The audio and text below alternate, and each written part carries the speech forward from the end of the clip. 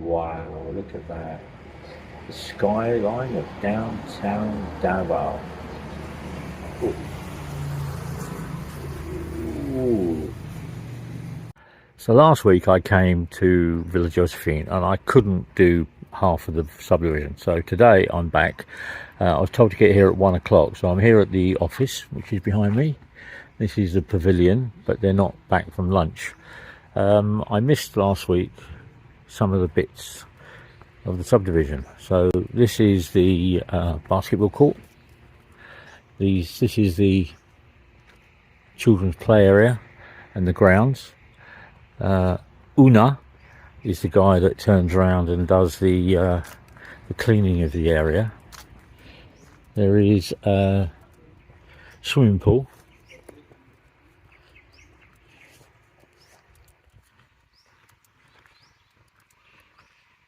Which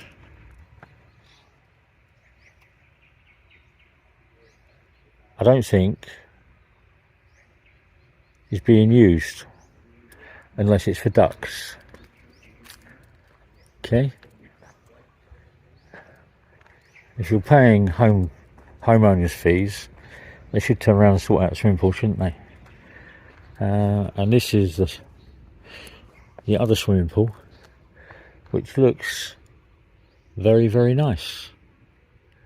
Kuya, this swimming pool is for ducks? No? Renovation? Ah, it's renovation. There we go. There's the boys. They're in there doing their chica. What is this, tennis court? Yes, sir. So there's tennis court over here. And then you got the slide. So this swimming pool looks very, very nice. This swimming pool.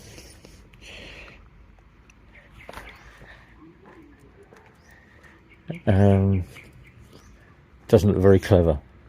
But as the guy said, it's under renovation.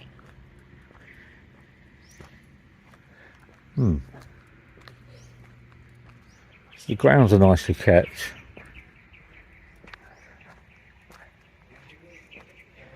This is my second visit now, and you'll see in areas of the area the facilities that you don't normally see, or I don't normally see. There's a brick wall blocking the pathway. Okay, so I'm walking through here.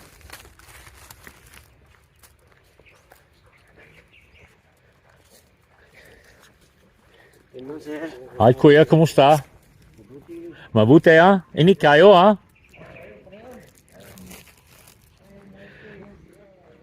So there's the sluice in the middle. Now I'm going to be looking that way, goes to the guard. This way goes down to the beach. So I'm going to walk this way until I get to the second right, and that will take me to phase 2 here in Villa Josephine. So I'll be back in a second.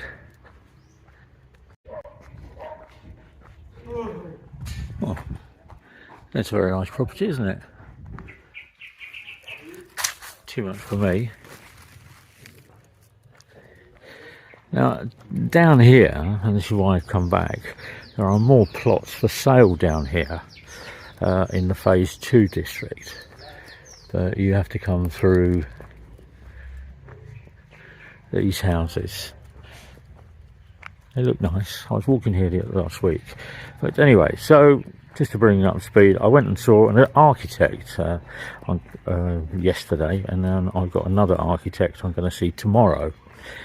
Because there are just too many legal hoops that you have to comply with in the Philippines. And for instance, if you turn around and you draft a plan, there are things that need to be completed before you can move on. One, you need to have title for the lot, and you need to turn around and have the dimensions of the parameters. You have to have where the services come into the plot. You need to have all of the information regarding the subdivision. Are there restrictions on building, i.e. walls can only be 2 meters? There needs to be a 3 meter or a 2 meter gap all the way around your house. You can't turn around and build right up to the boundary. So this house here has got a wall, and it's got a 2 meter gap, and then you've got the house. Now some people, like this one over here, build a lanai right up until the edge of the wall. Okay, so that all depends on what you're going to do with your lot size and what you're going to turn around and do on the plot. There are height restrictions on some lots here in the Philippines, but the biggest thing I find is how big is a lot. Yeah, does this, see this lot here, there's the wall. Is this lot 300 meters, 400 meters or 600 meters from there to here? But there's 2 lots there. Where that person's wall ends comes across, so you just get this little lot here. So if you take half of that to build a house or build what you would want to build, you've got your garden. And it's all those little things that you need to work out and sort out. And each stage needs to go to some office in Davao, either the RDO office, either the land registry office, either the tax office, either the BIR, and all of these things need to be registered. And then when you get to the end of your development, you have to get another guy to come round and say that you can live in your house, that you've got an occupancy license paid for. And then on that payment, each one of those payments you make has got tax on it.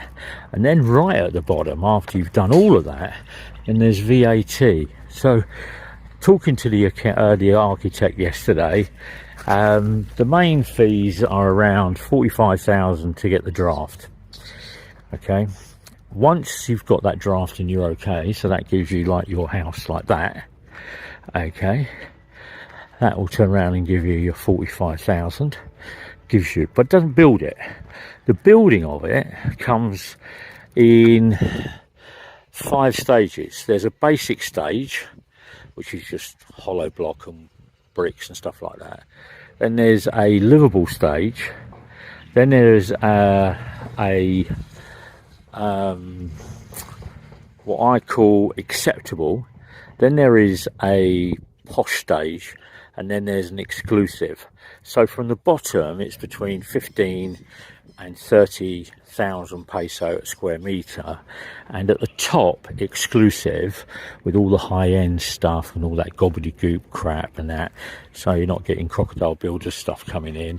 You can pay anywhere between 80 and 150,000 a square meter, depending if you want certain glasses and you want Nara wood, or you want stuff like that. Now if you're getting restricted woods like Nara, then you need another license from that company to turn around and say what it is. So that looks quite a nice bungalow, doesn't it? I don't know whether that's 300 square meters or it's 400 square meters, but see, they haven't finished the outside wall on this. Yeah, so they haven't filled out. So you spent all that money making the house look great inside the compound, and outside you don't finish it off. But it's, yeah,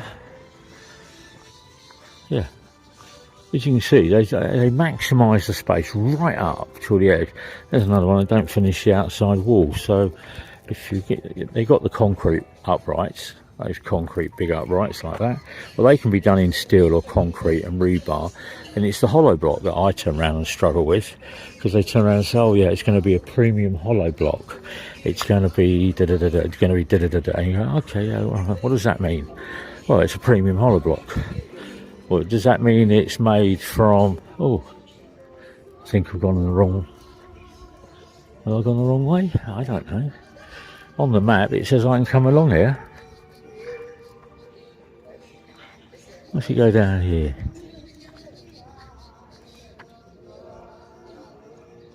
Wow.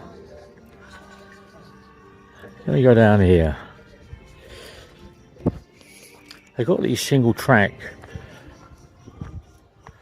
roads here that cut between road A and road B. It's a nice house, big monster house though, isn't it? So anyway, so yeah, so what was I saying? Yeah, so if you're going to do something like Narawood inside, then you need to get a licence, and then they'll give you a certificate against that licence. Then you turn around and need to get notarised, and then you need to turn around and pay the tax on it, and then you need to turn around and get it sorted out. But you need to keep all that paperwork. So this is going out towards lot 2. This is the end of lot 2. So all of these lots here are available for sale. But the ones I'm looking at is over here on the end. Not this one. That's sunken down, so that's going to get wet. It's this one on the end.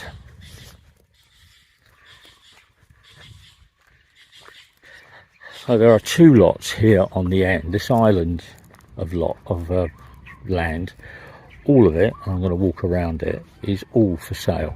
All the lots on it are for sale. So there is a lot that goes in here that's for sale, which I think is 200 square metres, and then there's a 200 square metre lot here on this end.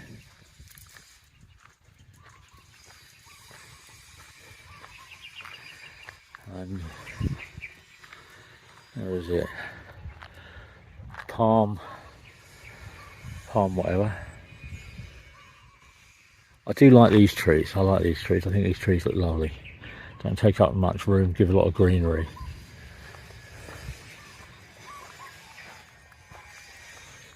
So over here is over this way is a shanty town, and then this lot is available. If you got 45 million, you can buy it all. The roads here, so it's these 2 ones here, and you got here, and you got here.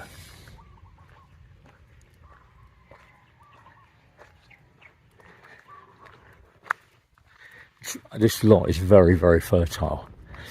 I can smell the grass. They've been cutting the grass. It looks very, very nice. But anyway, so as I was saying, I got the architect, and all the paperwork and all the restrictions and all the add-ons and everything like that to get it all completed is about 600,000 peso to get the plans and to get the permits, the licenses, the sign off from the notaries, the documentation to be recorded in your name, 7 copies of everything to be given to all the departments around Davao, and then you can then turn around and build your property. Now the other thing, and I found this out yesterday, if you're going to landscape your garden, then that needs to have another set of paperwork. It's all part of the 600, but you need to have other parts of the paperwork to include what you're going to do with the garden and what you're going to landscape your garden, because it needs to be environmental and it needs to fit. So if you're going to turn around and put a septic tank in, that's part of the build of the house, because that's part of living. However, if you're going to do something like rainwater saving, then that becomes another department that you need to turn around. So that becomes another department that you need to turn around and talk to regarding what is going on. So it just seems to be, in my opinion, lots of hoops where people can turn around and make money. Do you know what I mean? You know, it's your garden inside your plot, but you need to get permission on what you're going to be doing inside that plot. Okay, you know, saving water to water your garden, it's a great thing to do, but you need to go and talk to somebody about it. Okay, so there's a lot. That fence goes along there, and then there's another house, another lot over there. So that person, so this lot's for sale. Don't know how big that is, but half that lot could be a house, a bungalow. with a drive in, and then you've got a small garden area. So there are some lots here, but they all tend to go directly up. So you've got 3 metres at the front, as I said, and then you've got 2 metres down the side. Becomes your dirty kitchen. That looks quite nice out there, doesn't it? You've got, as I said last week, you've got the reeds again. So let me go back here, and I'm going to go left.